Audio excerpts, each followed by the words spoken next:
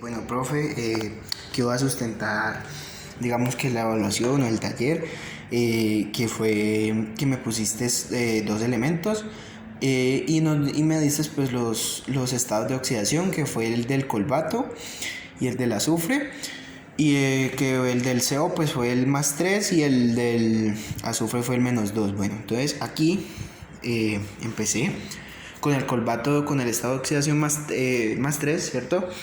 Lo que hago es primero hacer el óxido, que lo hago sumándolo +2, B más O2, perdón, y esto produce el colbato 2 o 3, pues por lo que se cruzan, ¿no? Aquí lo que hice fue el hidróxido. Cuando hallo el óxido, pues lo utilizo aquí y lo que hago es sumarle el H2O y esto me produce OH3. Bueno, las nomenclaturas, ¿cierto? La nomenclatura del óxido fue la stock tradicional y sistemática. La del stock se llama óxido de colbato, pues, con el estado de oxidación 3. La tradicional, óxido colbático, y la sistemática, trióxido de dicolbato, porque listo. La nomenclatura del hidróxido pues es la stock, hidróxido de cobalto 3, la tradicional, hidróxido de cobaltíco, y la sistemática, trióxido de colbato. Bueno, aquí llega la más complicada y por la cual me demoré más, digámoslo así. El S con el estado de oxidación -2, que lo que hice fue el óxido, que fue el S2 más O2, produce SO, ¿cierto? Que fue el óxido. Luego lo que hago aquí es SO más H2O, que esto produce SOH2. Y pues para el hidróxido pues me quedo con el O más el OH. Luego el resultado del hidróxido, para poder hacer el ácido, lo que hice fue el SOH2 más H2O para formar el ácido, y esto produce H2S con el ácido.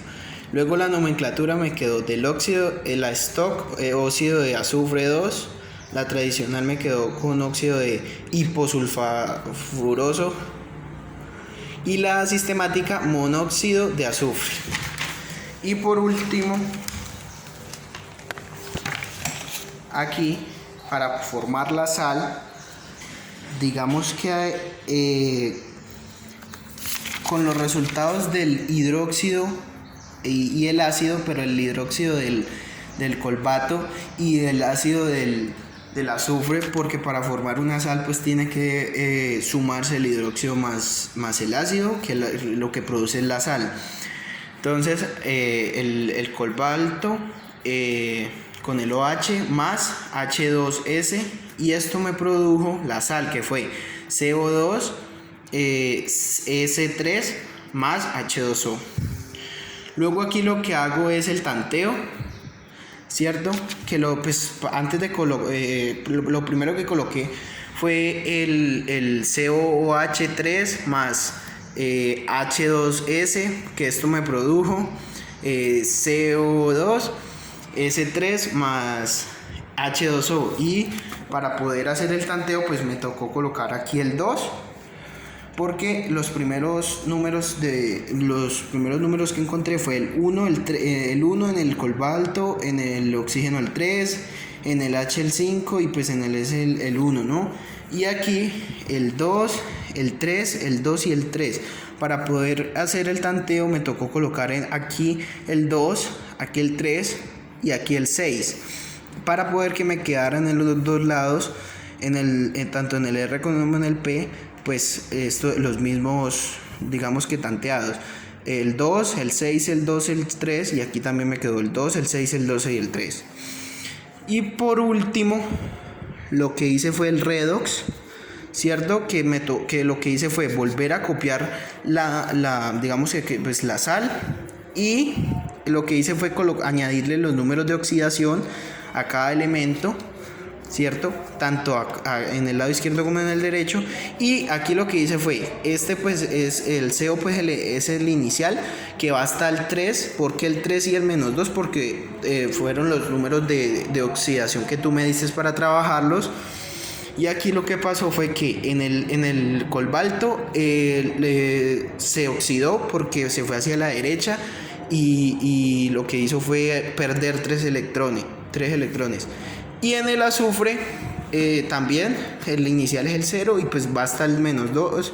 Lo que hizo fue redució, o sea que ganó electrones, ¿cierto?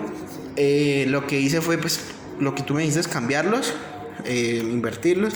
Y la nueva fórmula me quedó 2CO OH3 más 3H2S produce 2CO S3 más H2O.